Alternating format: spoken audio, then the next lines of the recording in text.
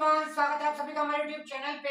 आज हम पढ़ने जा रहे हैं आनुवांशिक रोगों के बारे में। अपन एग्जाम टारगेट कर रहे हैं एसएससी 2025 की। एसएससी 2025 की देखो, मंथ अब चल रहा है जून और एग्जाम चालू हो जाएगी एसएससी की सारी अगस्त, सितंबर और अक्टूबर तक। इस बार लगातार एग्जाम है आपकी, सीजीएल, स्टेनो, सीपीओ सब, सीएचएसएल सारी लगातार है अगस्त से सितंबर में। उसी को टारगेट करते हुए हम टॉपिक चालू कर रहे हैं और टॉपिक्स वही रहेंगे जो आपसे मोस्ट आस्किंग रहते हैं, जो पूछे जाते हैं। उसी में आज एक टॉपिक है अनुवांशिक रोग। मनुष्यों में अनुवांशिक रोग पूछे जाते हैं सबसे सवाल। तो आइए सेशन को चालू करेंगे, बिल्कुल आराम से पढ़ना है, अधिकतर चीजें क्लास में क्लियर करने का प्रयास करेंगे। आइए, तो आपको समझ में आ चुका है, हेडिंग डालिए मनुष्यों में अनुवांशिक रोग। सबसे पहला आता है, देखो सबसे पहले अपन नाम लिखेंगे रोग का। तो आपको यह जो अपन रोग का नाम लिखेंगे ना, तो आपको पता रहना चाहिए वह कौन सा रोग है, वह एक अनुवांशिक रोग है या नहीं। तो सबसे पहले आता है हमारे पास कलर ब्लाइंडनेस।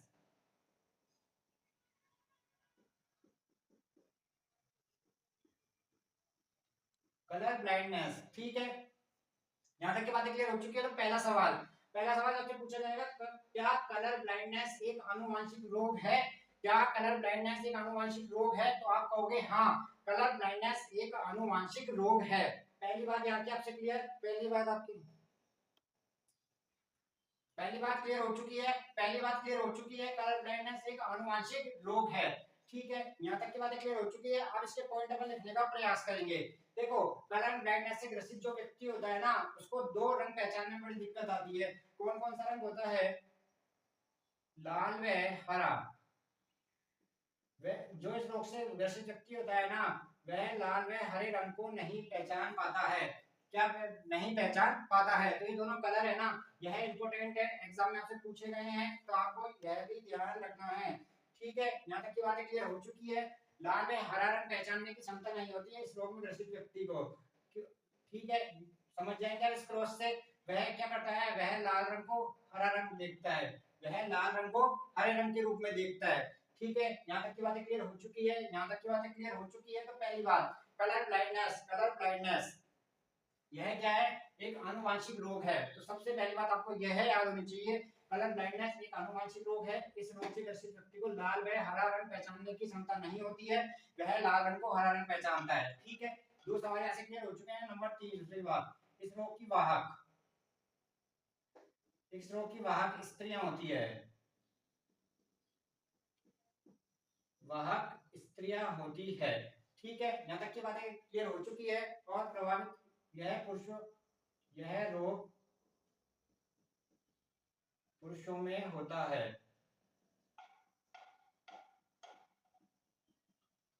यह रोग पुरुषों में होता है। ठीक है, और नोट डाल के लिखिए, यह एक लिंग संबंधी रोग है। यह एक लिंग संबंधी रोग है। तो पहला सवाल आपसे क्या पूछा जाएगा, कलर ब्लाइंडनेस आनुवंशिक रोग है या नहीं? तो आप कहोगे कलर ब्लाइंडनेस एक आनुवंशिक रोग है। नंबर 2 सवाल, इस रोग से ग्रसित व्यक्ति को कौन कौन सा कलर नहीं पहचान में आता है? लाल व हरा रंग को पहचानने की क्षमता नहीं होती है, वह व्यक्ति लाल को हरा रंग समझता है। नंबर 2 सवाल, यह दोनों कलर पूछे गए हैं, आपको जानना है कलर ब्लाइंडनेस से ग्रसित व्यक्ति को कौन सा रंग नहीं पहचान पाता है? लाल व हरा। दो सवाल क्लियर हो चुके हैं। नंबर तीसरा सवाल आता है हमारे पास, इस रोग की वाहक स्त्रियां होती है। यह रोग सामान्यतः पुरुषों में होता है और यह एक लिंग संबंधी रोग है। यह आपको यहाँ से ओनली 5 चीजें ही याद रखनी है, बस 5 चीजें ही याद रखनी है। पॉइंट टू पॉइंट अपन पढ़ने का प्रयास करेंगे। यहाँ तक समझ में आ चुका है आपके? लिखने का प्रयास कीजिए, फटाफट लिखने का प्रयास कीजिए।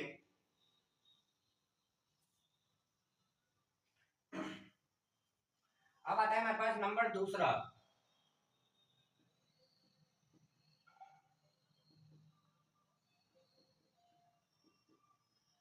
हीमोफीलिया। ठीक है, जैसे हीमोफीलिया, वही पहला सवाल, हीमोफीलिया भी एक आनुवंशिक रोग है। तो आपको याद होना चाहिए, डायरेक्ट कलर ब्लाइंडनेस आनुवंशिक रोग, हीमोफीलिया एक आनुवंशिक रोग। जैसे अपने चोट लग जाती है, चोट लगी, जैसे आपके पीछे आप गए रास्ते में गिर गए, तो आपके क्या रगड़ के लग गया, तो आप खून निकलेगा, 5 मिनट बाद आपका खून रुकना आना बंद हो जाएगा, क्योंकि वहां पे रक्त का थक्का बन जाता है। ठीक है, ये तो हुई नॉर्मल जिंदगी। अब जो व्यक्ति हीमोफीलिया रोग से ग्रसित है ना, उसमें क्या होता है, उसमें रक्त का थक्का नहीं बनता है, रक्त का थक्का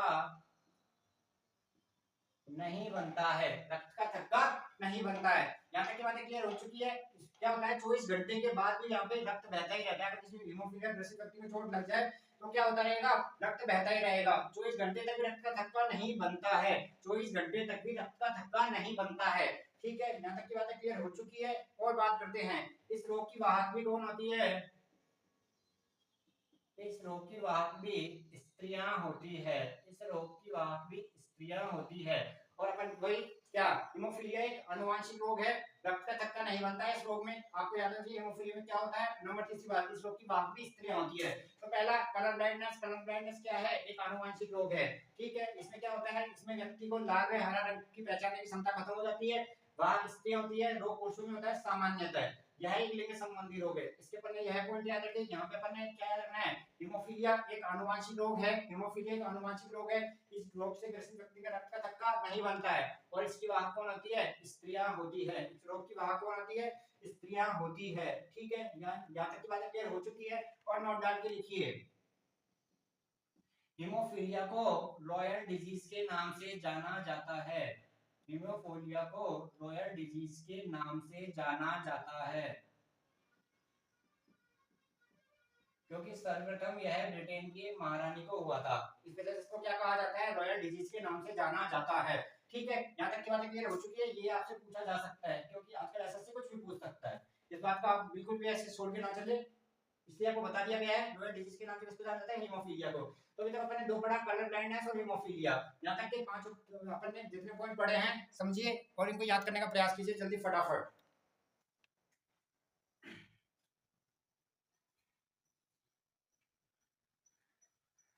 अब अपन तीसरा आता है हमारे पास टर्नर सिंड्रोम। ठीक है, ये रफ कर दिया जाए यहाँ से। तीसरा रोग आता है हमारे पास Turner syndrome.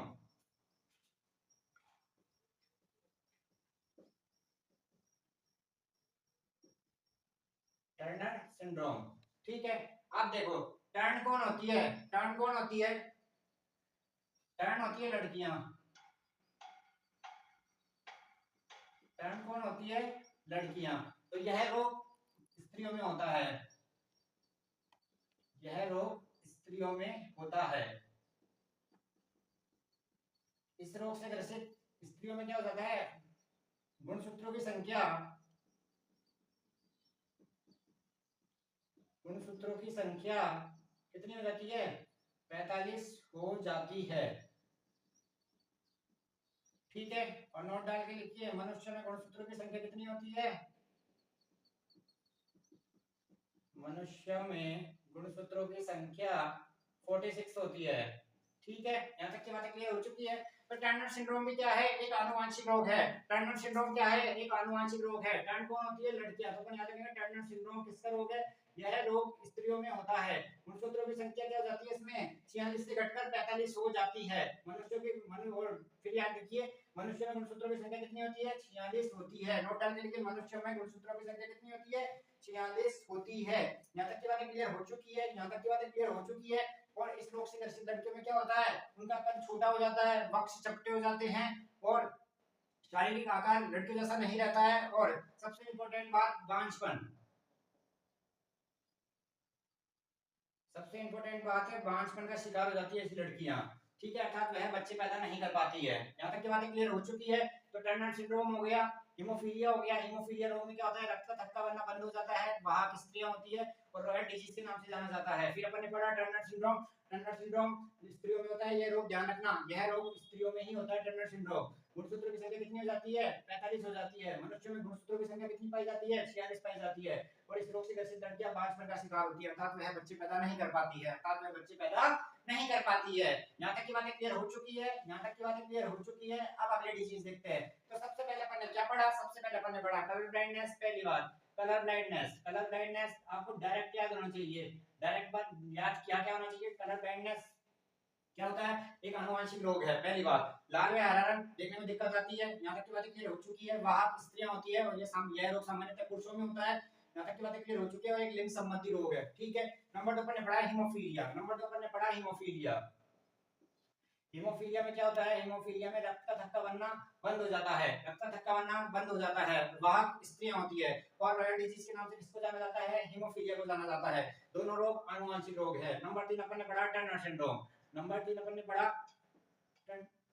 Turner syndrome. Turner syndrome only स्त्रियों में होता है। गुणसूत्रों की संख्या 46 से घटकर 45 हो जाती है, ठीक है। और इस रोग से ग्रसित महिलाएं किसका शिकार रहती है, बांझपन का शिकार हो जाती है। तो तीनों रोग आनुवंशिक रोग है, ठीक है। ऐसे आपको क्लिक याद होना चाहिए। यहाँ तक की बात क्लियर हो चुकी है। तीसरा हो गया, आता है हमारे पास चौथा पॉइंट।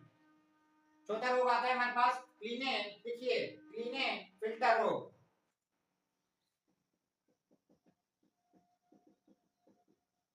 क्लीनेफिल्टर डिजीज, ठीक है। यहाँ तक की बातें क्लियर हो चुकी है। यह रोग पुरुषों में होता है, ध्यान रखना, यह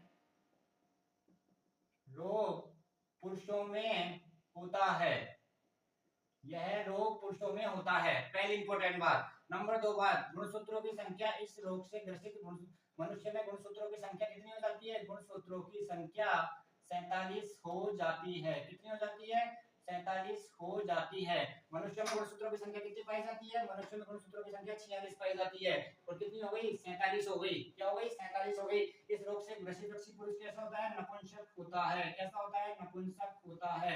यहाँ तक की बातें क्लियर हो चुकी है। इस रोग से ग्रसित व्यक्ति क्या होता है, लड़कियों की तरह स्तन आ जाते हैं, ठीक है। यहाँ तक की बातें क्लियर हो चुकी है। तो टर्नर सिंड्रोम में गुणसूत्रों की संख्या 45 हो जाती है। फिर अपन ने पढ़ा क्लाइनफिल्टर में गुणसूत्रों की संख्या 47 हो जाती है।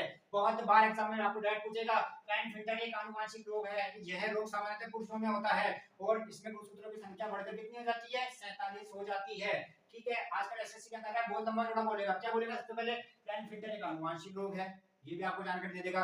यह रोग पुरुषों में होता है, यह भी आपको बता देगा। पूछ लेगा आपसे क्या, गुणसूत्रों की संख्या कितनी होती है, 47 होती है। तो पॉइंट टू पॉइंट अगर आपको याद है तो आपको ये पॉइंट याद आएगा, गुणसूत्रों की संख्या कितनी हो जाती है, इसमें 47 हो जाती है। तो आप एक सेकंड में सवाल का आंसर कर दिया होगे, ठीक है। एसएससी पेपर कठिन नहीं बना रहा है, एसएससी पेपर बिल्कुल कठिन नहीं बना रहा है, लेकिन फैक्ट पे ज्यादा आ गया। तो जितने ज्यादा आप फैक्ट याद करेंगे उतना ज्यादा आपको प्रॉफिट होता जाएगा। तो टर्नर सिंड्रोम, क्लाइनफिल्टर दोनों इंपॉर्टेंट है। यहाँ गुणसूत्रों की संख्या 45 या 47, यह रोग स्त्री में होता है, यह रोग पुरुषों में होता है। तो आप दोनों को क्या एक दूसरे का अपोजिट याद रखो ना, इनको कैसे याद नहीं होगा आपको। आइए, यहाँ तक की बात क्लियर हो चुकी है। अब आता है हमारे पास पटाव सिंड्रोम। टर्नर सिंड्रोम के बाद क्लाइनफिल्टर के बाद अपन ने पांचवा पढ़ रहे हैं पटाव सिंड्रोम। डायरेक्ट आपसे एग्जाम में मोस्ट इंपोर्टेंट आज अपन टॉपिक पढ़ रहे हैं, बहुत इंपोर्टेंट है हर एग्जाम की दृष्टि से, ठीक है।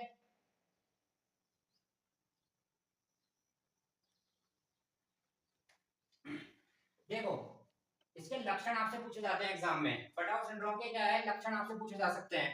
देखो इसमें क्या हो जाता है, इसमें जो हमारे होठ होते हैं ना, होठ फट जाते हैं, होठ फट जाते हैं। और देखिए नंबर 2 लिखिए, होठ फट जाते हैं और तालू में दरार आ जाती है,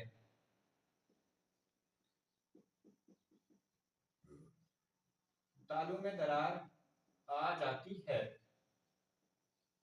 यह दोनों बातें लक्षण इस बात से पूछे गए थे, क्योंकि इसलिए आपको वही पढ़ाया जा रहा है तो आपसे पूछा जाता है। तो आप पटाव सिंड्रोम इंपोर्टेंट, पहला सवाल, क्या पटाव सिंड्रोम एक आनुवंशिक रोग है, तो आप कहोगे हाँ पटाव सिंड्रोम एक आनुवंशिक रोग है। लक्षण आपसे पूछे जाते हैं, दोनों याद रखेंगे। लक्षण क्या दोनों पूछे जाते हैं आपसे, यह आपको याद रखना है, ठीक है। यहाँ तक की बातें क्लियर हो चुकी है। अब आता है हमारे पास नंबर 5, नंबर 5 नहीं number 6, down syndrome. Down syndrome, down syndrome भी क्या है, एक आनुवंशिक रोग है। तो टर्नर सिंड्रोम आनुवंशिक रोग, पटाव सिंड्रोम आनुवंशिक रोग, डाउन सिंड्रोम एक आनुवंशिक रोग है, ठीक है। आइए देखो अब इसमें बात करेंगे क्या, इसे मंगोलिज्म भी कहते हैं, इंपॉर्टेंट नाम है, अन्य नाम मंगोलिज्म। मंगोलिज्म, इसे मंगोलिज्म भी कहते हैं।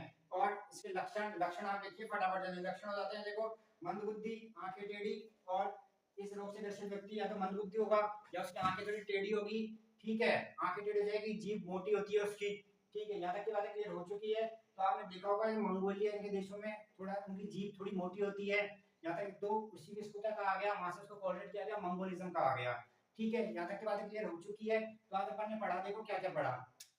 सबसे पहले अपन ने चर्चा करेंगे colour blindness, haemophilia, Turner syndrome, Klinefelter, फिर अपन ने पढ़ा पटाव सिंड्रोम, फिर अपन ने पढ़ा डाउन सिंड्रोम। तो ये थे हमारे 6 आनुवांशिक रोग। आज अपन ने क्या पढ़ा? आनुवांशिक रोग।